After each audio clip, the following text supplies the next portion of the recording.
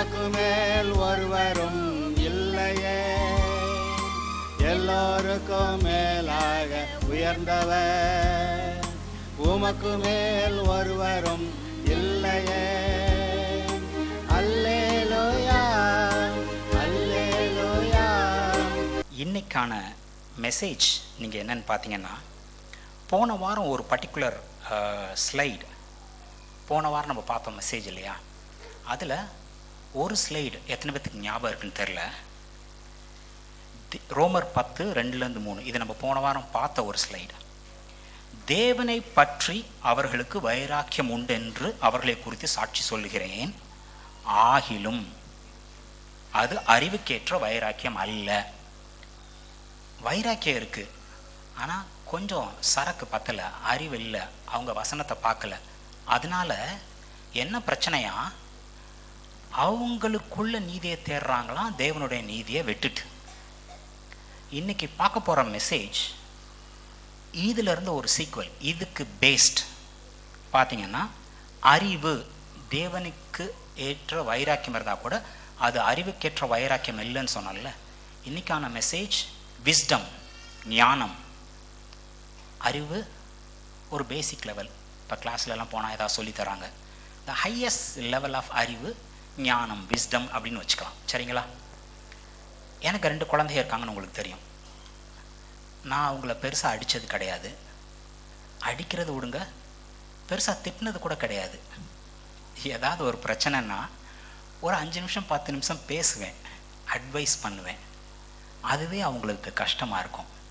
இப்போவும் கூட இந்த ஞானம், போதனை இப்படின்னு கேட்ட உடனே போரிங் டாப்பிக்கோ அப்படின்னு யாருக்காவது தோணுச்சுன்னா இந்த ஃபஸ்ட்டு ஸ்லைடே அதை மாற்றி போட்டுரும். எவ்வளோ இன்ட்ரெஸ்டிங் டாபிக் அப்படின்னு சொல்லிட்டு. நீதிமொழிகள் 3:13-18 ஞானத்தை கண்டடிக்கிற மனுஷனும் புத்தியை சம்பாதிக்கிற மனுஷனும் பாக்கியவான்கள். அதன் வர்த்தகம் வெள்ளி வர்த்தகத்திலும் அதன் ஆதாயம் பசும் பொன்னிலும் உத்தமமானது. இந்த லேடிஸ்க்கெலாம் தெரியும், கொஞ்சம் காசு சேர்த்துட்டா போதும் ஏதாவது ஒரு நகை வாங்கிட மாட்டோமா? கோல்டோட வேல்யூ, ஒரு நாட்டோட பொருளாதாரத்தையே டிசைட் பண்ணுறது அவங்களோட கோல்டு ரிசர்வ்ஸ், அவ்வளோ முக்கியம். ஆனால் இங்கே பைபிள் என்ன சொல்லுது பாருங்கள், பெரிய ஞானவான் என்ன சொல்லியிருக்கார் பாருங்கள், இந்த ஞானம் இப்படிப்பட்டதான், பசும் பொன் அதிலிருந்து வரக்கூடிய ப்ராஃபிட் அதோட வேல்யூவோட அதிகமானது. It is precious then rupees, வைரம் வைடூரியம் இதை விட பயங்கர விலை மதிப்பற்றது. சரி, முத்துக்களை பார்க்கலும் அது விலையப்பெற்றது, நீ இச்சிக்கத்தக்கது ஒன்றும் அதற்கு நிகரல்ல. எதையுமே இந்த விஸ்டத்துக்கு, ஞானத்துக்கு ஈக்குவேட் பண்ணவே முடியாது. நான் சொன்னேன்ல, இது ரொம்ப இன்ட்ரெஸ்டிங்காக மாற்றினது. நம்ம தேடுறது, நம்ம பார்க்குறது ஞானம், விஸ்டம். அதன் வலது கையில் தீர்க்க ஆயுசும். யார் யாருக்கு லாங் லைஃப் வேணும்னு நினைக்கிறீங்க? நான் நீடித்த வாழ்க்கை வாழணும், ஒரே ஒருத்தர் தானா? தீர்க்க ஆயுசு, நம்ம நல்லா வாழணும்னு நினைக்கலன்னா என்னத்துக்கு டாக்டர்கிட்ட போகணும், டேப்லெட் போடுவோம்? காய்ச்சல் போய் சேர்ந்துக்கிறேன்ப்பா, கொரோனா தானே, ஓகே, என்னது போய் ஒரு ஹாஸ்பிட்டலில் பிடிச்சி ஆக்சிஜன் மாஸ்க்கு கிடைக்காதான்னு ஆக்சிஜன் அந்த இதுக்கு தேடி ஓடின காலங்கள்லாம் இருக்குது. வாழணுங்கிற ஆசை எல்லா பேத்துக்குமே இருக்குது, சரிங்களா? இது ஒரு ஸ்டாண்டர்ட். தீர்க்காயுசு எங்கே இருக்குதான்? ஞானத்தோட வலது கையில் தீர்க்காயுசு, அதன் இடது கையில் செல்வமும் கனமும் இருக்கிறது. பிரதர் பைசாலாம் வேணாம் பிரதர், பைசா தான் பிரச்சனைக்கான வேர். Money is not the root of evil. பணம் இல்லை பிரச்சனைகளின் மூல காரணம், பணத்தின் மேல் உள்ள ஆசை தான் மூல காரணம், சரிங்களா? ஸோ பணம் பிரச்சனை இல்லை. ஒருத்தர் ஒரு பைசா கூட இல்லாமல் மோட்டு வளையத்தை பார்த்துட்டு பைசா பற்றி யோசிச்சுட்டு இருக்க முடியும். ஒரு கோடீஸ்வரர் அவர் பேசாமல் அவர் வேலையை பார்த்துட்டு இருக்க முடியும். ஸோ பைசா இல்லைங்க பிரச்சனை, சரிங்களா? ஸோ ஞானத்தை தேடினா உங்களுக்கு கிடைக்கிற பை ப்ராடக்ட் என்ன? தீர்க்காயுசு கிடைக்குது, செல்வமும் கனமும் கிடைக்குது. இவ்வளோதானா அப்படின்னு பார்த்தா, அதன் வழிகள் இனிதான வழிகள், ரொம்ப ஸ்வீட் பாத். அதன் வழிகள் இனிதான வழிகள், அதன் பாதைகள் எல்லாம் சமாதானம். சமாதானம் கொட்டி கிடக்குது. அது தன்னை அடைந்தவர்களுக்கு ஜீவ விருட்சம். என்னைக்கு ஒருத்தன் நன்மை தீமை அறிய அந்த மரத்துலேருந்து கனியை பறித்து புஷானோ அன்னைக்கு ஆண்டவர் என்னங்க கட்டளை போட்டார்?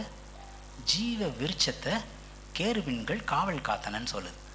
போய் யாரும் ரீச் பண்ண முடியாது. ஆனால் இங்கே பாருங்க, அந்த ஜீவ விருட்சத்தோட ஆக்சஸ், இதை கடைசி ஸ்லைடு பார்க்கும்போது திருப்பி ஒரு தொடுவோம். அதோட ஆக்சஸ் நம்மளுக்கு மறுபடியும் கொடுக்கப்பட்டிருக்கிறது. எந்த வழியா? ஞானத்தின் வழியா. இப்போ இது ஒரு போரிங் டாபிக்கா? இந்த அறிவு ஞானம் இப்படிங்கிற போரிங் டாபிக்கானா? தீர்க்காயுசு, செல்வம், கனம், இனிதான வழிகள், சமாதானம், ஜீவ விருட்சம். அப்போ இது ரொம்ப முக்கியமானது. இதுக்கு முன்னாடியே அந்த பசும்பொன் வெள்ளி அதோட வேல்யூ, முத்து, அதை விட எனக்கு ரொம்ப பிடிச்சது இந்த லாங் லைஃப். நிறையா காசு வச்சுட்டு சரியான பெட்டில் படுத்துறது, சுகவீனா நான் படுத்திருக்கதோ, நீடித்த வாழ்க்கை வாழாமல் தன்னுடைய பேர குழந்தையோ குழந்தைகளோட வாழ்க்கையோ பார்க்காம இருக்கிறது எனக்கு பெரிய ஆசீர்வாதமாக எனக்கு தெரியலை. சரிங்களா? அதனால் எனக்கு இந்த மேலே இருக்கிறத விட எனக்கு கீழே இருக்க போர்ஷன் ரொம்ப பிடிச்சது. அதனால தான் அதை நான் உங்களுக்கு ஹைலைட் பண்ணி காமிச்சிருப்பேன். சரிங்களா? சரி, இப்போ ஞானம் இப்படிப்பட்டது. எப்போ ஞானம் கிடைக்கும்? எப்படி ஞானம் கிடைக்கும்? இன்றைக்கி பார்க்க போகிறது இதை பேஸ் பண்ணி தான். we have to diligently seek wisdom. ஞானத்தை இப்போ ஒரு ஆட்டுக்குட்டி காணான்னா மெய்ப்பன் மீதி 99 விட்டுட்டு அந்த ஒரு ஆட்டுக்குட்டியை தேடி போனான்ல. ஒரு அம்மாட்ட கொஞ்சம் காயின்ஸ் இருந்துச்சு, தங்க காயின். ஒரே ஒரு காயின் காணாது. தங்க காயினை விடுங்க, இன்றைக்கி நீங்கள் சம்பளம் எடுத்துகிட்டு வரீங்க, வந்துட்டு ஒரு 500 ரூபா மிஸ் ஆகுதுன்னு சொன்னால் என்ன தேடுவோம் நம்ம? இந்த பர்ஸில் இருக்கா, மாற்றி அங்கே வச்சுட்டேனா, வழியில் எங்கேயா விட்டுட்டேனா, ஆட்டோவில் வந்தேனே அங்கே தொலைஞ்சிருச்சா, எந்த அளவுக்கு தேடுவோம். இப்படி ஒரு சின்ன விஷயத்தை இந்த மாதிரி தேடினோம்னா இந்த ஞானம் எப்படிப்பட்டதுன்னு பார்த்துட்டோம். இதை எப்படி தேட வேணும்? இந்த ரோட்டோரத்தில் கூழாங்கல்ல பறக்கிடலாம். ஆனால் தங்கம் எடுக்கணும்னா, வைரம் எடுக்கணும்னா தோண்டணும், தேடணும். அது it won't be available for everyone as an easy access. அப்படியே கேட்டோன்னு கிடச்சிக்கங்கன்னு இருக்காது. இன்னும் ஒரு லெவல் மேலே போய் சொல்ல போனால், உங்களுக்கு நீங்களாக கஷ்டப்பட்டு உழைச்சி ஆசைப்பட்டு ஒரு பொருளை வாங்கியிருக்கீங்க, வெளியுறந்த பொருளை. அதை நீங்கள் எப்படி பார்த்துப்பீங்க? உங்களுக்கு அந்த பொருளோட மதிப்பே தெரில, யாராவது ஒருத்தர் ஃப்ரீயாக கொடுத்துருக்காங்க, அது ஒரு ஓரமாக போட்டு வச்சுருப்பீங்க. ஏன்னா அதோட மதிப்பே உங்களுக்கு தெரியாது. உண்மையாகவே அது வேணும்னு தேடுறவங்களுக்கு தான் அதோட வேல்யூ தெரியும். ஒருத்தருக்கு லாட்ரி சீட்டில் கோடீஸ்வரர் ஆயிடுறாருன்னா அடுத்த நாட்டிலே ரோட்டில் நிற்பார், அவருக்கு அதோட வேல்யூ தெரியாது, விட்டுருவார். தேடி உங்களுக்கு அந்த கிடைக்கிறோட பொருள் value, it will last for long. You have to diligently seek wisdom. நீதிமொழிகள் 2:2-6 இதில் போன வசனத்தில் எனக்கு ஆச்சரியப்படுத்தின சில விஷயங்கள் நான் அண்டர்லைன் பண்ணியிருந்தேன்ல, இங்கே பாருங்க, இதுலேயும் சில விஷயங்கள் என்னை ரொம்ப ஆச்சரியப்படுச்சு.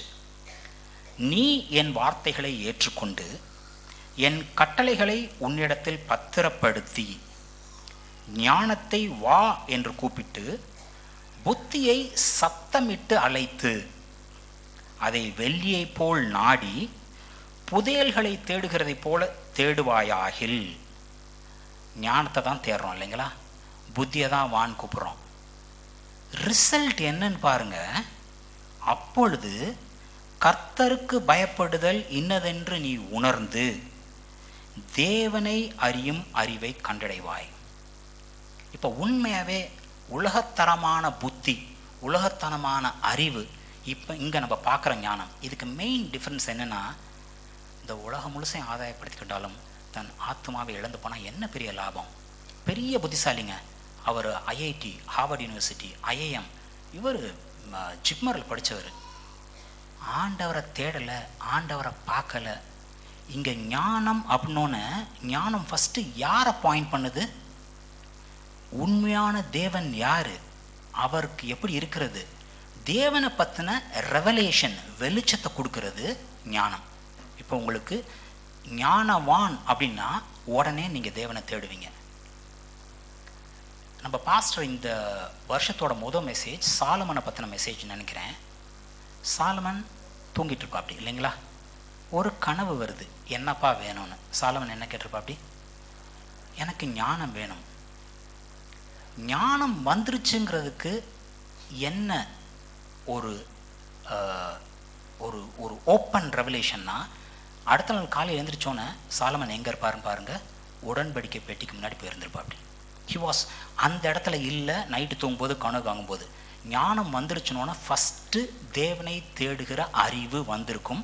அது மற்ற எல்லா அறிவுக்கான திறவுகோள்களையும், எல்லா ஆப்பர்ச்சுனிட்டியும், எப்படி காசு எடுக்கிறது, எப்படி வேலை ப்ராப்பராக பார்க்குறது, எப்படி ஒரு நல்ல மனுஷனாக இருக்கிறது, எல்லாத்தையும் அன்லாக் பண்ணி விட்டுரும். ஃபஸ்ட்டு தேவனை பார்க்குறது. அடுத்து it opens up every thing. ஒரு மாஸ்டர் கீ மாதிரின்னு வச்சுக்கோங்களேன். இந்த ஒரு ஆக்சஸ் கிடச்சிருச்சுன்னா மற்ற எல்லாம் அன்லாக்டு ஃபார் யூ ஆட்டோமேட்டிக்கலி. சரிங்களா? இப்போது எதுவாக இருந்தாலும் அதுக்கு தொடக்க புள்ளி இல்லை ஃபவுண்டேஷன் பேஸ்ன்னு இருக்கும்ல. ஆள் ரொம்ப ஸ்ட்ராங்குப்பா, ஆனால் பேஸ்மெண்ட் வீக்கு அப்படின்னு இல்லாமல், இவன் கட்டணம் கட்டியிருக்கான் அப்படின்னு ஊதுனோன்னு காற்றடிச்சோன்னு விழுந்து போச்சுன்னு இல்லாமல், வி வில் டிக் டீப். ஒரு அஸ்திபாரம் ஸ்ட்ராங்காக போடுவோம்ல. இந்த ஞானம் அப்படிங்கிறதோட தொடக்க புள்ளி அல்லது அஸ்திவாரம் என்னன்னு நீங்கள் பாருங்கள். நீதிமொழிகள் 9:10, கர்த்தருக்கு பயப்படுதலே ஞானத்தின் ஆரம்பம், பரிசுத்தரின் அறிவே அறிவு. நான் சொல்லுவேன்ல, சில சமயம் தமிழில் வாசிக்கும்போது என்னோட மரமண்டைக்கு கொஞ்சம் விளங்காது, அது ஆங்கில வருஷனில் பார்க்கும்போது இன்னும் கொஞ்சம் எனக்கு வெளிச்சத்தை எடுத்து கொடுக்கும். கர்த்தருக்கு பயப்படுதலே ஞானத்தின் ஆரம்பம், இது எனக்கு விளங்கிருச்சு. பரிசுத்தரின் அறிவே அறிவு, பரிசுத்தரின் அறிவே அறிவு. எனக்கு அப்போ நம்மளுக்கெல்லாம் அறிவு இல்லை. இதை இங்கிலீஷ் டிரான்ஸ்லேஷன் எப்படி சொல்லுங்கன்னா, knowing God results in every other kind of understanding. கர்த்தரை தெரிஞ்சுக்கிட்டீங்கன்னா, கர்த்தரை புரிஞ்சுக்கிட்டீங்கன்னா மற்ற சகல விதமான அறிவும் சகல விதமான புரிதலும் உங்களுக்கு வந்துடும். அப்போது பரிசுத்தரை பற்றி அறிவு இருந்ததுன்னா மற்ற எல்லாவற்றிற்கான அறிவும் வந்துருச்சு. சரிங்களா? இதில் ஃபஸ்ட்டு இதை சில முறை நான் ஆல்ரெடி சொல்லியிருப்பேன். நம்ம எத்தனை பேர்த்துக்கு இந்த டவுட் இருக்கும்னு தெரியாது. ஆனாலும் இந்த டாப்பிக்கை தொடும் பொழுது இதை டச் பண்ணாமல், இதை மறுபடியும் இதை பற்றி பேசாமல் கடந்து போக முடியாது. கர்த்தருக்கு பயப்படுதலே ஞானத்தின் ஆரம்பம். அப்போ பயப்படுறதுனா கையை கட்டி பயந்து நடுங்கிட்டு இருக்கதா? கர்த்தருக்கு பயப்படுதலே ஞானத்தின் ஆரம்பம். அப்படி தானே பிரதர் பைபிளில் சொல்லியிருக்கு அப்படின்னு நீங்கள் கேட்கலாம். பொல்லாங்கன் ஏசு கிறிஸ்துவை சோதிக்கும் பொழுது அவர் பழைய ஏற்பாட்டிலேருந்து எடுத்து காமிச்ச ஒரு வசனம் உண்டு. மத்தேயு 4:10, அதே ரிவிஷன் லூக்கா 4:8 இருக்கும். ஏசு கிறிஸ்து பொல்லாங்கனை பார்த்து என்ன சொல்லியிருப்பார்? உன் தேவனாகிய கர்த்தரை பணிந்து கொண்டு அவர் ஒருவருக்கே ஆராதனை செய்வாயாக என்று எழுதியிருக்கிறதே. உன் தேவனாகிய கர்த்தரை பணிந்து கொண்டு அவர் ஒருவருக்கே ஆராதனை செய்வாயாக. இவர் எந்த வசனத்தை எடுத்து காமிச்சிருக்காரு? பழைய உடன்படிக்கை, பழைய ஏற்பாட்டிலேருந்து எந்த வசனத்தை எடுத்து பொல்லாங்கட்ட பேசியிருக்காருன்னு பார்த்தீங்கன்னா, உபாகமம் 6:13, உன் தேவனாகிய கர்த்தருக்கு பயந்து அவருக்கே ஆராதனை செய்து அவருடைய நாமத்தை கொண்டே ஆணையிடுவாயாக. அப்போ இந்த இதில் உன் தேவனாகிய கர்த்தருக்கு பயந்து அவருக்கே ஆராதனை செய், இதுதான் உபாகமம் 6:13 சொல்லியிருக்குது இல்லைங்களா? இதை இயேசு கிறிஸ்து எடுத்து பயன்படுத்தும் போது என்ன சொல்கிறாரு? பயங்கிற வார்த்தை இங்கே வர கிடையாது. உன் தேவனாகிய கர்த்தரை பணிந்து கொண்டு அவர் ஒருவருக்கே ஆராதனை செய்வாயாக. அப்போது மேலே பயம், இங்கே பணிந்து, அங்கே ஆராதனை, இங்கே ஆராதனை. அப்போ பயந்துனா பணிந்து கொண்டா அப்படின்னு நம்ம யோசித்தா, இதை இங்கிலீஷ் ரிவிஷன்லேயும் கொடுத்துருந்துருப்பேன். உபாகம் 6:13, மத்தேயு 4:10, இது 2 வருஷையும் உங்களுக்கு அங்கே இங்கிலீஷில் கொடுத்துருப்பேன். You shall fear the Lord your God and serve him.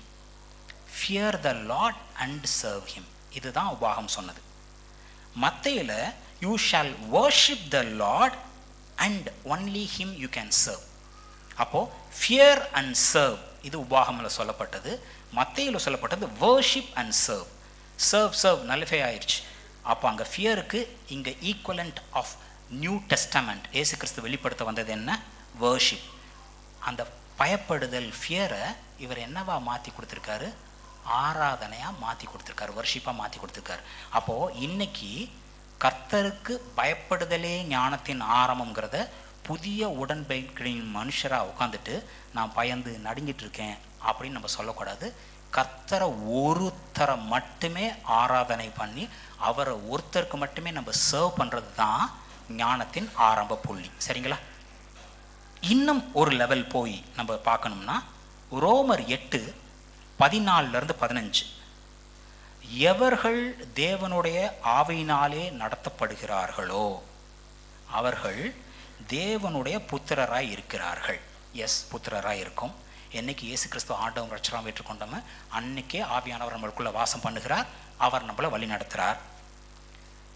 இப்படி இருக்கும் பொழுது அந்தப்படி திரும்பவும் பயப்படுகிறதற்கு நீங்கள் அடிமைத்தனத்தின் ஆவியை பெறாமல் அப்பா பிதாவே என்று கூப்பிட பண்ணுகிற புத்திர சுகாரத்தின் ஆவியை பெற்றிருக்கிறோம். இப்போ நீங்கள் நானும் ஒரு அடிமைகள் அல்ல, பயந்து ஏதாவது பார்த்து போட்டு செய்யுங்கப்பா அப்படிங்கிற நிலைமையில இல்லை.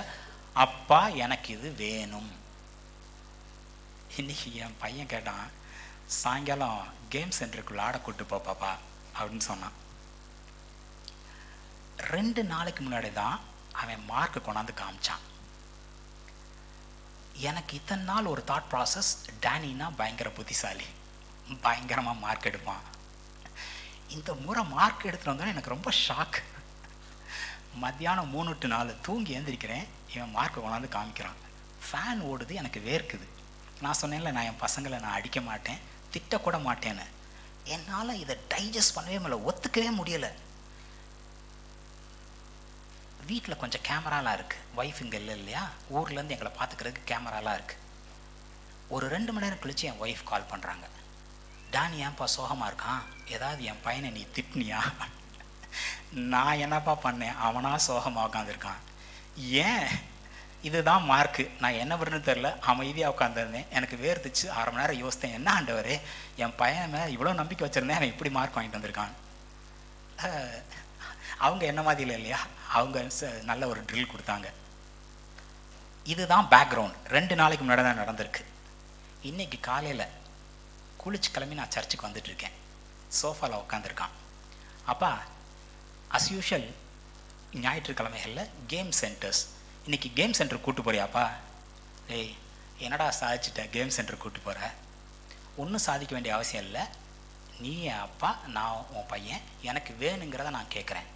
நல்லா யோசித்து பாருங்கள், அவன் 100க்கு 100 மேக்ஸ்லேயும் சயின்ஸ்லேயும் எடுத்துகிட்டு வந்து இதுக்கு இருந்தால் ராசா ஓகே ராசான்னு நான் சொல்லியிருப்பேன் இல்லைங்களா, சந்தோஷமா. இப்போது நீ என்ன சாதிச்சிட்ட, இன்றைக்கி சாயங்காலம் கேம் சென்டர் கூப்பிட்டு போன்னு சொல்கிற, அதெல்லாம் முடியாதரா அப்படிங்கிறேன். நான் எதுவும் சாதிக்கணும்னு அவசியம் இல்லைப்பா, நீ என் அப்பா, நான் உன் பையன், எனக்கு இது வேணும், நீ இதை செய்கிற. ஒரு 15 வயசு பையனுக்கு இருக்கிற அறிவு ஆண்டவர் மேலே நம்மளுக்கு இருந்தால் நம்ம பயப்படுவோமா? பயப்பட வேண்டிய அவசியமே இல்லை. திரைச்சீலை என்றைக்கு 2ஆக கிழிக்கப்பட்டதோ அன்னைக்கு நம்ம துணிஞ்சு போய் கேட்கலாம், நான் நல்லவனா, நான் யோக்கியனா, நான் சகலத்துக்கும் பாத்திரனா? எனக்காக அடிக்கப்பட்ட ஆடு, என்னுடைய பரிகாரி ஏசு கிறிஸ்து, அவரை ஆண்டவர் எப்படி பார்க்குறாரோ அப்படி தான் என்னையும் பார்ப்பார். நான் போய் சகலத்தையும் பெற்றுக்கொள்ள முடியும். இப்போது அதனால தான் நான் சொன்னேன், கர்த்தருக்கு பயப்படுதல் அப்படிங்கிறது பயப்படுதல் கிடையாது, அவருக்கு மட்டுமே ஆராதனை செலுத்துறது, அவருக்காக மட்டுமே வைராக்கியம் பாராட்டி அவர் கூட இருக்கிறது, இதுதான் முக்கியம். சரிங்களா? இப்போ சரி பிரதர், நானும் தேடுன்னு தேடுறேன், நானும் பைபிள் படிக்கிறேன், நானும் தேடுறேன், ஒன்றும் எனக்கு பெருசாக கிடைக்கிற மாதிரி தெரியலையே, என்ன பண்ணுறது? கேளுங்க, ஆஸ்க் ஃபார் இட். தேட சொன்னேன்னா போய் தேடணும். சில பேர்த்துக்கு இந்த சின்ன வயசுலேருந்தே வெளியிலேருந்து புகட்டப்படும். டீச்சர் சொல்லுவாங்க, நீ புத்திசாலிப்பா. இப்போ என்ன மாதிரி அப்பா சொல்லுவாங்க, டேய் மார்க், நான் சொன்னேன் மார்க்கடா முக்கியம், நீ நெய்லி படிக்கிற இல்லை, நீ எஃபர்ட் போடுற இல்லை, அது போது ராசா, ரிசல்ட் ஆட்டோமேட்டிக்காக வந்துக்கும், அதை பற்றி கவலைப்படாது அப்படின்னு நான் சொன்னேன். இப்போவும் நீ தான்டா புத்திசாலி அப்படின்னு சொல்லி விட்டேன் நான். சரிங்களா? என் மனசை தேர்த்திக்கிறதுக்கு இல்லை, அதுதான் உண்மை. அவன்கிட்ட நான் பார்க்குறது, இல்லாதவைகளை இருக்கிறவைகளை போல் அழைக்கிற கர்த்தர். என் பாயிண்ட் அது இல்லைன்னா நீ தான்டா புத்திசாலி அப்படின்னு சொல்கிறது என்னோட வேலை. அப்போ தான் நான் அவரோட மாடலில் நான் இங்கே ஃபங்க்ஷன் பண்ணுறேன். சரிங்களா? சப்போஸ் உங்களுக்கு கிடைக்காத மாதிரி தோணுதுன்னா கேளுங்க, கேட்டா யாக்கோபு 1:5 இதோட தெளிவாக சொல்ல முடியுமா? உங்களில் ஒருவன் ஞானத்தில் குறைவுள்ளவனாயிருந்தால் யாவருக்கும் சம்பூரணமாய் கொடுக்கிறவரும் ஒருவரையும் கடிந்து கொள்ளாதவரும். ஏண்டா, என்ன தைரியத்தில் நீ வந்து இதை என்கிட்ட கேட்குற? உனக்கு வேணுமா? எடுத்துக்கிறாசா. சம்பூர்ணமாக கொடுக்குறவர் மட்டும் இல்லை, எந்த ரீசன்லையும் கடிந்து கொள்ள மாட்டார். இன்னைக்கு நீ காலைல பைபிள் படிச்சியா? ப்ரேயர் பண்ணியா? என்னை தேடினியா? நேராக வந்து இது வேணும் அது வேணும்னு கேட்குற. இப்படி சொல்லுவாருன்னு நினைக்கிறீங்களா? அவர்கிட்ட நீங்கள் வந்தால் மட்டும் போதும், சரிங்களா? ஏன்னா அவர் உங்களை புத்திரனா, குமாரனா, குமாரத்தையா எடுத்துக்கிட்டார். இன்னைக்கு நீங்கள் அப்பாட்ட எப்படி போய் நீங்கள் கிளைம் பண்ணுறதுங்கிறதான் முக்கியம். தேவனிடத்தில் கேட்க கடவன், அப்பொழுது அவனுக்கு கொடுக்கப்படும். கேளுங்க, கொடுத்துருவார். சிம்பிள். எப்படி கேட்கணும்? கண்ணீருங்கம்பளையுமா முழு இரவு ஜபம் இருந்து, போன வாரம் இல்லை, ஆடி அமாவாசை முழு இரவு ஜபம், விழித்திருந்து ஜபம், ஏதாவது பண்ணி கேட்கணுமா? நிம்மதியாக ஏந்திரிக்கணும். எந்த நேரத்தில் முழிப்பு வருதோ, நித்திரையை கொடுக்கிறவர் கர்த்தர். 5 மணிக்கு என்னால் ஏந்திரிக்க முடியப்பா, ப்ரேயர் பண்ண முடியப்பா அப்படின்னா கவலைப்பட தேவையில்லை. நிம்மதியான தூக்கம் இல்லாமல் டேப்லெட் சாப்பிட்றவங்க இருக்கிறவங்க மத்தியில் இங்கே தூங்க வேணாம், சரிங்களா? ஆனால் பொதுவாக நித்திரையை கொடுக்கிறவர் கர்த்தர். நித்திரையை கொடுக்கிறவர் கர்த்தர் மட்டும் இல்லை, நித்திரையிலும் கொடுக்கிறவர் கர்த்தர். சாலமோன் தூங்கிட்டு இருக்கும்போது தான் அவன் ஞானமானா மாறினான். உங்களுக்கு நிறைவான தூக்கத்தையும், தூக்கத்திலே உங்களுக்கு தேவையான சகல ஆசீர்வாதத்தையும் கொடுக்குற தேவன். உங்களுக்கு தேவை, கேட்கணும், அவர் தந்துடுவார். சிம்பிள். இதோட ஒரு சிம்பிளாக மாற்ற முடியாது. எப்படி கொடுப்பாராம்? நீங்கள் கேட்டீங்க, கேட்டதை கொடுத்தாராம். அப்படின்னு பார்த்தீங்கன்னா எபேசியர் 3:20 நாம் வேண்டிக் கொள்கிறதற்கும் நினைக்கிறதற்கும் மிகவும் அதிகமாய், இந்த மிகவும் அதிகமாய் அப்படிங்கிறதே தமிழில் நல்லா இருக்கு. ஆனால் இங்கிலீஷில் பார்க்கும்போது இன்னும் கொஞ்சம் ரிச்சாக இருக்கு. Exceedingly, abundantly, above all that we can ask, think, imagine. கேட்கறது மட்டும் இல்லை, கற்பனையில் பண்ணி பார்க்கக்கூடாத அளவுக்கு அவர் அதிகமாக தரவரான். ஏன்னா அதுதான் அவரோட ஸ்டைல். 5000 பேத்துக்கு சாப்பாடு, 7000 பேத்துக்கு சாப்பாடு, எத்தனை கூட நிறைய என்னாங்க, அது வேஸ்டா? That is the style. ஏன்னா அவரோட ஐஸ்வர்யத்தின் மாதிரியில் நம்மளுக்கு கொடுக்குறாரு. நம்மளோட கேள்வி, நம்மளோட பற்றாக்குறைக்கு ஏற்ற மாதிரி இல்லை. நீங்கள் கேட்டீங்கன்னா அவருடைய ஐஸ்வர்யத்தின் மாதிரியில் உங்களுக்கு கொடுக்குறாரு. அப்போ எப்படி கொடுக்குறாரு? கேட்கிறதுக்கும் நினைக்கிறதுக்கும் சொப்பனம் காண்கிறதுக்கும். You cannot just imagine. இவ்வளவா எனக்கா? அந்த அளவுக்கு அதிகமாக கொடுக்குறவர். அவர்கிட்ட போய் கேட்குறது ஒரு கஷ்டமான காரியமாங்க. அப்பா, எனக்கு தேவையான அறிவு ஞானம் இருக்கான்னு தெரில, நீங்கள் விளங்க பண்ணுங்கப்பா. ஆவியானவர் எனக்குள்ளே இருந்து வசனத்தின் வெளிச்சத்தை காமிக்கட்டும். கேட்டால் செய்யாமல் போயிடுவாரா? சம்பூர்ணமாய் கொடுக்கிறவர், கடிந்து கொள்ளாமல் கொடுக்கிறவர், கேட்பதற்கும் நினைப்பதற்கும் அதிகமாய் கொடுக்கிறவர். கொடுக்க மாட்டாரா? சரி பிரதர், நான் கேட்கலாம், இருந்தாலும் அந்த கேட்குற அளவுக்கு விசுவாசம் இல்லையே பிரதர். விசுவாசத்தின் மாதிரியில் தானே கொடுக்கப்படும். விசுவாசிக்காட்டினா எப்படி பெற்றுக்கொள்ள முடியும்? ஒரு அப்பா வந்து கேட்குறாரு, என் பையனை கூட்டு வந்தேன், அசிஸ்டன்ட் பாஸ்டர், இந்த லீடர்ஸ் யாராலையும் ஒன்றும் பண்ண முடியல, பாஸ்டர் நீங்கள் பார்த்து எதாவது பண்ணுங்க, உங்களால் முடிஞ்சா. உனக்கு விசுவாசம் இருந்தால் நீ தேவனோட மகிமையை காண்பாய். அப்போ விசுவாசம் இல்லாமல் திரும்பி போயிட்டாரா? எனக்கு விசுவாசத்தை கொடுக்கறதுக்கும் நீங்களே பார்த்துங்கப்பா. அப்போது அந்த அப்பாவுக்கு விசுவாசத்தையும் கொடுத்து அந்த பையனுக்கு ஹீலிங்கையும் கொடுக்குறாரு. எவ்வளோ சிம்பிளுங்க. அப்பா, எனக்கு ஞானம் வேணும், எனக்கு அந்த அளவுக்கு கேட்குற அளவுக்கு தைரியம் இருக்கா இல்லை விசுவாசம் இருக்கான்லாம் தெரில, ஆனாப்பா எனக்கு அந்த விசுவாசத்தையும் கொடுங்க, அந்த ஞானத்தையும் கொடுங்க. சிம்பிள். ரொம்ப சுலபமான வாழ்க்கை கிறிஸ்தவ வாழ்க்கை. இந்த 2 நாளைக்கு முன்னாடி கூட ஒரு மீம் பார்த்தேன், எனக்காக ப்ரேயர் பண்ணிக்கங்க அப்படிங்கிறதையே நான் ஒத்துக்க மாட்டேன், என் கூட இருந்து ப்ரேயர் பண்ணுங்க. ஏன்னா எனக்காக நீங்கள் ப்ரேயர் பண்ணுங்க. எங்கள் அப்பாட்ட போய் நான் பேசுகிறதுக்கு வேற ஒருத்தர்கிட்ட வந்து நான் ப்ளீஸ் எங்கள் அப்பாட்ட வந்து எனக்காக பேச நான் கூப்பிட்டு வரேன் மாட்டேன். கிறிஸ்தவ வாழ்க்கை மிகவும் நிந்தையான வாழ்க்கை அப்படின்னு சொல்லிட்டு ஒரு மீம் பார்த்தேன். அதாவது பிலீஃப், உங்களுடைய எண்ணம், உங்களோட தாட் ப்ராசஸ், உங்களோட பார்வை எப்படி இருக்கோ அப்படி தான் நம்மளோட வாழ்க்கையும் இருக்கும். சரிங்களா? கர்த்தர் எனக்காக சகலத்தையும் செய்து முடித்து விட்டார். என்னுடைய பாதையை நான் போகிறதுக்கு முன்னாடியே செவ்வையாய் நேர்த்தியாய் பண்ணித்தர தேவன். இதுக்காக கஷ்டமெல்லாம் இருக்காதா? சூழ்நிலைகள் எதிராக இருக்காதா? இருக்கும். அவர் என் கூட வர்றாரு, ஜெயமாக மாற்றி தருவார். ஒரு போரை பார்த்துட்டா அந்த போர் முடிஞ்சதுக்கப்புறம் ஸ்பாயில்ஸ்ன்னு சொல்லுவாங்க, அள்ளிட்டு வருவாங்க. சில மணி நேரங்கள் இல்லை சில நாள் நடந்த போர்லேருந்து பல நாட்களாக பல வாரங்களாக பொருட்களை அள்ளிட்டு வர்றாங்க. அப்போது ஒரு சின்ன ஒரு சூழ்நிலை உங்களுக்கு எதிராக தோணுனாலும் நம்ம சந்தோஷமாக அந்த பாதையில் நடந்து போக முடியும். ஏன்னா நம்ம கூட இருக்கவர் யார், கூட நடந்து வரவர் யார், வெற்றி ஆல்ரெடி கொடுத்தவர் யார். நம்ம சொன்னோம்ல, ஆல்ரெடி கோட்டையை கொடுத்துட்டேன்ப்பா, ஆல்ரெடி உனக்காக செஞ்சு முடிச்சிட்டேன்ப்பா, எல்லாம் முடிந்தது அவர்னு சொன்னப்பே எல்லாம் சகலம் முடிஞ்சிருச்சு. நீங்கள் இயேசு கிறிஸ்து ஆண்டவர் ரட்சகராக ஏற்றுக்கொண்ட வரைக்கும் தானே முடிஞ்சது. நீங்கள் தாயின் கருவில் உருவாக முன்னே பார்த்த தேவன் உங்களோட கம்ப்ளீட் லைஃப் ஸ்டைலை பார்த்து உங்களுக்கான சகலத்தையும் செய்து முடிச்சிருக்க மாட்டாரா? கேட்க வேண்டியது மட்டும்தான் டியூட்டி. சகலத்தையும் நம்ம பெற்றுக்கொள்வோம். சரிங்களா? இந்த உலகத்தரமான ஒரு சின்ன அட்வைஸ், உன் நண்பர் யார் என்று சொல், நீ யார் என்று சொல்கிறேன். இப்போ புதுசாக உன் எதிரி யாருன்னு சொல்லு, உன் கெப்பாசிட்டி என்னன்னு நான் சொல்கிறேன். Birds of the same feather will flock together. கோழி குஞ்சோட தான் சேர்ந்து சுற்றிட்டு இருக்கும், வாத்தோடு தான் சேர்ந்து சுற்றிட்டு இருக்கும். அப்போது எந்த இடத்துல நீங்கள் இருக்கீங்களோ அதுக்கு ஏற்ற முறையில் ஸ்லைட்டஸ்ட் சேஞ்ச் இருக்கும். இப்போ நான் சொன்னேன்ல, டேனி என்னை கேம் விளாட கூப்பிட்டான். யூஸ்வலாக நீங்கள் பார்த்தீங்கன்னா, நீங்கள் ரோட்டில் இறங்கி ஏதாவது ஒரு கடை, ஏதாவது ஒரு நிழல் தாழ்வாரமான இடத்துல பாருங்கள், 10 பசங்க கூடி இருந்தால் மொபைல் ஃபோன் வச்சு ஏதாவது கேம் விளாண்டுருப்பாங்க. காலையில் ஒரு 6 மணிக்கு எந்திரிக்க முடிஞ்சால் ஏஞ்சி ரவுண்ட் ரோடோ இந்த மாதிரி நடக்கிற இடத்துல போய் பாருங்கள், ஒரு 10-15 பேர் கேங்காக ஹாஹாஹா ஓஹோன்னு சத்தம் போட்டு பேசி சுற்றிட்டு இருப்பாங்க. எந்த தாட் ப்ராசஸ், ஃபிட்னஸ்ன்னு உங்கள் தாட் ப்ராசஸ் இருந்துச்சுன்னா ஃபிட்டாக இருக்க ஆளுகளோடய சுற்றுவீங்க. கேமிங் அப்படின்னு நீங்கள் சூஸ் பண்ணிட்டீங்கன்னா கேம் விளாட்ற ஆளோட சுற்றிட்டு இருப்பீங்க. சில பேர்த்துக்கு கேட்ஜெட்ஸ், புதுசாக வர்ற டிவைஸஸாக வாங்கணும் ஆசை.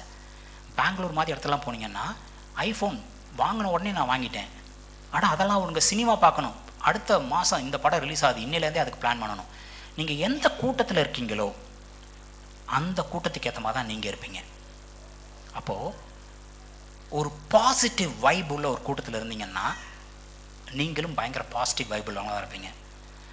என்ன ஒன்றும் நடக்க மாட்டேங்குது அப்படின்னு 4 புலம்புற ஜனங்களோட மத்தியில் நீங்கள் உட்காந்திங்கன்னா ஸ்லோவாக நீங்களும் புலம்புற ஜனமாக தான் மாறுவீங்க. இப்போ உங்களுக்கு ஞானம் வேணும்னா என்ன பண்ணுறது? நீங்கள் தேடணும், நீங்கள் கேட்கணும், ஞானவான்கள் மத்தியில் இருக்கணும்.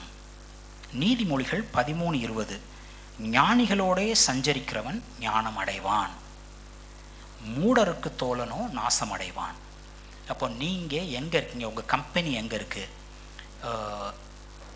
ஈவன் இப்போ ஸ்கூல் போகிறீங்க, ஸ்கூலில் பல டீச்சர்ஸ் இருப்பாங்க. அதில் சில டீச்சர்ஸ் பாசிட்டிவாக பேசிச்சுட்டு anything they look at the positive side. இப்போ சொல்லுவாங்க, ஒரு குவளையில் பாதி டம்ளர் தண்ணி கொடுத்தா இதில் பாதி எம்டியாக இருக்குன்னு பார்க்கலாம், பாதி குவளை நிறைஞ்சிருக்குன்னு பார்க்கலாம். ஸோ இதை சைக்காலஜியில் சொல்லுவாங்க, how to you see things. எனக்கு இது பற்றாக்குறை, 5000 பேர் இருக்காங்க, சாப்பாடு இல்லைன்னு பார்ப்பீங்களா? ஒரு சின்ன கொஞ்சம் அப்பமும் கொஞ்சம் மீன் இருக்குது, அவ்வளோ தேவைக்கு இவ்வளோது என்ன? ஏசு கிறிஸ்து பண்ணது என்ன? அதை எடுத்து அப்பாவுக்கு நன்றி செலுத்தினார். நீங்கள் இந்த பற்றாக்குறைங்கிறத பார்த்துட்டு புலம்பிட்டு இருக்க போகிறீங்களா? இல்லை உங்கள்கிட்ட இருக்கிற இன்னைக்கு உங்களுக்கு கொடுக்கப்பட்டதுக்கு, இன்னைக்கு நீங்கள் அனுபவிக்கிற சுதந்திரத்துக்கு, இன்னைக்கு எனக்கு நாசியில் மூச்சு இருக்குனாலே அது அவரோட கிருபை இல்லைங்களா? என்ன இருக்குது? இப்போது இன்னும் ஒரு சிம்பிள் சைக்காலஜிக்கல் இதுன்னு சொல்லுவாங்கன்னா, யார்ட்டையா ஒருத்தர் ஒரு பேனா எடுத்து உங்களுக்கு தேவையான, உங்களுக்கு பற்றாக்குறையான பொருளை எதாவது எழுதுங்கன்னா டகன்னு எழுதிடுவாங்களாம், சீக்கிரம் எழுதிடுவாங்களாம். நீங்களும் அதை வீட்டுக்கு போனால் ட்ரை பண்ணி பாருங்கள். உங்களுக்கு என்ன தேவை அப்படின்னா ஒரு பேப்பர் பேனா தான் கடன்னு எழுதிடணும். உங்கள்கிட்ட என்ன நிறைவாக இருக்குது அப்படின்னா கொஞ்சம் நேரம் யோசிக்கணும். ஏன்னா மூளை எப்பொழுதுமே இது இல்லை, இது வேணும், இது காணலை அப்படின்னு அந்த தேடல்லே இருக்கும். அப்போ அந்த நெகட்டிவ் சைடில் நம்ம வி கெட் இன்க்ளைன்டு. இதனால தான் நம்ம எங்கே இருக்கோம், வேர் ஆர் வி கிரவுண்டட்? யார் கூட இருக்கோம்?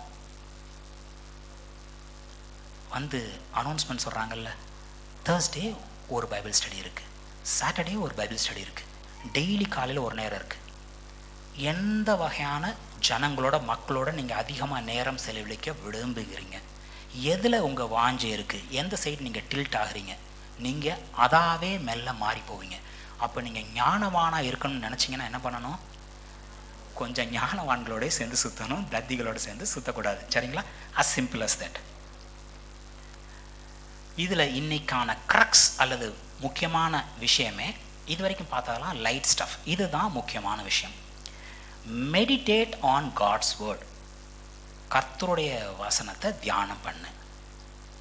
இப்போது இதை டைரெக்டாக நான் வாசித்தர முடியும். யோசுவா 1:7-8, என் தாசனாகிய மோசே உனக்கு கற்பித்த நியாயப்பிரமாணத்தின் படியெல்லாம் செய்ய கவனமாயிரு.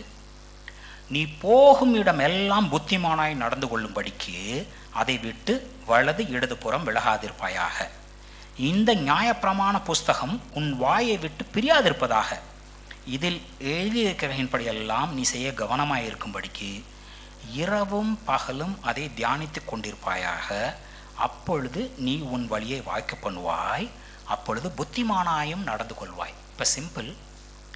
நான் வசனத்தை கேட்குறேன், வசனத்தை படிக்கிறேன், இவ்வளோ போதுமானா அதில் இருக்க நியூட்ரியன்ஸ், அதில் இருக்க சகல விதமான வெளிச்சத்தையும் ஆசீர்வாதத்தையும் பெற்றுக்கொள்கிறதுக்கு வாசிக்கிறதோ கேட்குறதோ மட்டும் பத்தாது. இன்னைக்கு கேட்டதில், இன்னைக்கு வாசித்ததில் ஏதாவது ஒன்று உங்களை தொற்றுக்கும். நான் செய்வது எல்லாம் வாய்க்கும். நான் நீர்க்காலில் ஓரமாக நடப்பட்ட மரத்தை போல இருப்பேன். தகுந்த நேரத்தில் கனி கொடுப்பேன். இலை உதிராது இருக்கும். ஓ, இலை உதிராது இருக்கும். நான் ஏஜ் ஆக மாட்டேன். எனக்கு ஏஜிங்கோட வீக்னஸ் கிடையாது. I will be healthy. மோசே 120 வயசாக இருக்கும்போது கூட கண் மங்கள, உடல் ப்ராப்பராக இருந்தது. காலேப் 85 வயசாக இருக்கும்போது மோசே அனுப்பிச்சப்ப எப்படி இருந்தனோ அதே மாதிரி நான் எனக்கு இருக்கேன் அப்படின்னு சொல்லிட்டு போய் ஒரு மலையில் இருக்க ஒரு அரக்கர்கள் அனாக்கிம்ஸ் அடித்து அந்த தேசத்தை பிடிச்சிக்கிட்டான். இந்த மாதிரி நானும் பலவானாக இருப்பேன். நான் இந்த ஆசீர்வாதத்தை சுதந்திரிச்சுக்கிறேன். ஏன்னா அவர் பிற்கப்பட்டார், அவர் அடிக்கப்பட்டார், அவர் நொறுக்கப்பட்டார் எனக்காக, என்னுடைய குணத்திற்காக. இப்படி இந்த தியானம்னோன்னு கையை காலை கட்டிக்கிட்டு உட்காந்து கண்ணை மூடிக்கிட்டு சுற்றி, நான் சொன்னேன்ல, சுற்றி நடக்கிறத பார்த்து நம்மளும் செய்வோம்னு சொல்லிட்டு, இங்கே மூல பாஷையில் தியானம் என்னன்னு சொல்லியிருக்குன்னா, வீட்டுக்கார மேலே ஏதாவது கோபம், வீட்டுக்கார் ஹாலில் உட்காந்துருப்பார், நீங்கள் கிச்சனில் இருக்கீங்க, இந்த முனகுவோம் பார்த்தீங்களா, இந்த வாய்க்குள்ளேயே முணுமுணுன்னு சத்தம் தெளிவாக கேட்காது, என்ன சொல்கிறாங்கங்கிறது தெளிவாக கேட்காது, ஆனால் என்னமோ சொல்கிறாங்கங்கிறது தெரியும். முணு முணு முணு முணு முணு முணு மட்டர் அண்டர் யுவர் பிரெத். எந்த வசனம் உங்களை தொட்டுச்சோ, எந்த வசனம் உங்கள்கிட்ட பேசுதோ அதை மட்டர் அண்டர் யுவர் பிரெத். நான் செய்வதெல்லாம் வாய்க்கும். இது அதுன்னு இல்லை, என்ன செஞ்சாலும் வாய்க்கும். நான் போகிற இடத்துல ஆசீர்வாதம் இருப்பேன். ஆசீர்வாதம் இந்த இடத்துல மட்டும் இல்லை, போகையிலும் ஆசீர்வதிக்கப்பட்டிருக்கணும், வருகையில் ஆசீர்வாதம். நான் எந்த இடத்துல இருக்கிறேனோ அந்த இடத்துல தான் ஆசீர்வாதம். ஏன்னா ஆசீர்வாதம் என் கூடவே இருக்குது. The goodness will hunt me down. நன்மை என்னை விரட்டி அடித்து பிடிக்கும். நான் ஆசீர்வாதத்தை தேடி ஓட வேண்டிய அவசியம் இல்லை. என்ன நன்மை விரட்டி அடித்து பிடிக்கும். ஒரு ஹண்டர், ஒரு வேடன் எப்படி ஒரு இதை விரட்டி பிடிக்கணும்னா அந்த மாதிரி நன்மை என்ன விரட்டி பிடிக்கும், என் மேலே ஆசீர்வாதம் குவியும். இப்படி you have to matar under your breadth. இந்த பசுமாடு சொல்லுவாங்க இதுக்கு எக்ஸாம்பிளாக. சாப்பிட கிடைச்சாலாம் சாப்பிட்டுட்டு வயிற்றில் பல சேம்பர்ஸ் இருக்குமா. ஒரு இடத்துல போய் அமைதியாக நிலையான இடத்துல உட்காந்துட்டு ஒரு சேம்பரில் இதை எடுத்து அசைப்போடும். இந்த உண்மையான வசனத்தின் ஆசீர்வாதத்தை, உண்மையான அதோட வெளிச்சத்தை எப்படி உங்கள் மேலே கட்டவிழ்க்க முடியும்னா இந்த மாதிரி தியானிக்கிறதுல, பை மட்டரிங் அண்டர் யுவர் பிரெத். முணுமுணுக்கிறது. இந்த முணுமுணுக்கிறத இனிமேல் பாசிட்டிவாக நம்ம யூஸ் பண்ண முடியும். சத்தம் போட்டு சுற்றி இருக்கவங்களாம் டிஸ்டர்ப் பண்ண வேணாம், சரிங்களா? வாய்க்குள்ளேயே முணுமுணுத்துக்க முடியும். நீங்களும் ஆவியானவரும் கம்யூனிகேட் பண்ணிக்கிட்டு இருக்கீங்க மாதிரி, சரிங்களா? இது யோசுவா 1:7-8. இப்போது இதே மாதிரி ஒரு விஷயம் நீங்கள் பார்க்க முடியும். இந்த ஞானத்தில் வளர்றது, இதை பல பேர் கேட்டிருப்பீங்க. இல்லை உங்களுக்கு ஏதாவது ஒரு இன்ஸ்டன்ஸ் ஞாபகம் இருக்கும். இந்த ஞானத்தில் தேடுறது, பிள்ளைங்களா பெற்றோருக்கு கீழ்ப்படிந்திருங்க, அப்போ ஞானவனாக இருப்பீங்க. லூக்கா 2:51-52 அதான் சொல்லுது. இயேசு கிறிஸ்து தேவகுமாரன், மாம்சத்தில் இருந்த தேவனே அப்பா அம்மாவுக்கு கீழே போய் கீழ்ப்படிந்து இருந்தார். அவர் ஞானத்திலும் வளர்த்தியிலும் தேவ கிருபையிலும் மனுஷத்தரவையும் அதிகமாக விருத்தி அடைந்தார். அப்போது அப்பா அம்மாவுக்கு கீழே கீழ்ப்படிஞ்சிருங்க. இதில் எனக்கு ஒரு டவுட் இல்லை, கீழ்ப்படிஞ்சிருங்க. ஆனால் இதை தெரிஞ்ச அளவுக்கு, இந்த லூக்கா 2:51 தெரிஞ்ச அளவுக்கு சங்கீதம் 119, 97, 100 தெரிஞ்சிருக்காது. இந்த சங்கீதங்கள் இருக்குல்ல, நம்ம தாவீதோ இல்லை சில தேவ மனுஷரோ அவங்களோட டைமில் அவங்களுக்கான கஷ்டத்தையோ அவங்களுக்கான சந்தோஷத்தையோ பாட்டாக எழுதுறது கரெக்டாக. இதில் சில சமயங்கள் ஆவியில் நிறைஞ்சு மெசையாவை குறித்து சில காரியங்களை சொல்லியிருப்பாங்க. ஈவன் தோ சொன்னது அவங்களா இருந்தால் கூட அந்த அந்த சங்கீதத்தை பார்த்திங்கன்னா அப்படியே மெசையாவோட வருகை, அவரோட பாடுகள், வரப்போகிற மெசையாவை குறித்தான சில சங்கீதங்கள் இருக்கும். இதுக்கு மெசையானிக் சாம்ஸ், மெசையாவை குறித்த சங்கீதங்கள் அப்படின்னு ஒரு கேட்டகரி இருக்குது. இந்த 119 இந்த வேத வல்லுநர்கள் அந்த கேட்டகரியில் சேர்க்கலனா கூட இது க்ளோசர் டு தட். எப்படின்னா இயேசு கிறிஸ்துவை வச்சு இந்த சங்கீதத்தை வாசித்தீங்கன்னா தெளிவாக விளங்கும். இதில் 3 இடத்துல அவங்களோட நான் பெற்றா இருக்கேன்னு வரும். பாருங்களேன், சங்கீதம் 119, 97-100.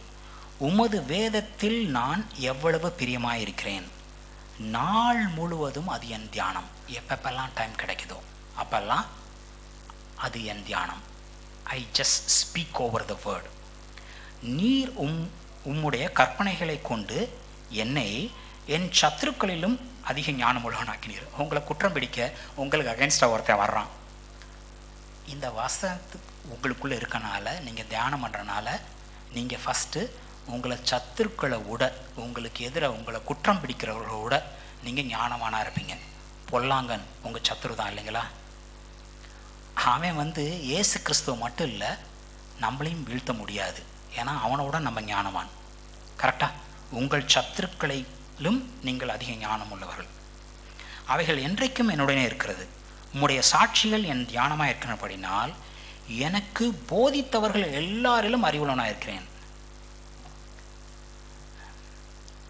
பாஸ்டர் பெரிய புத்திசாலி.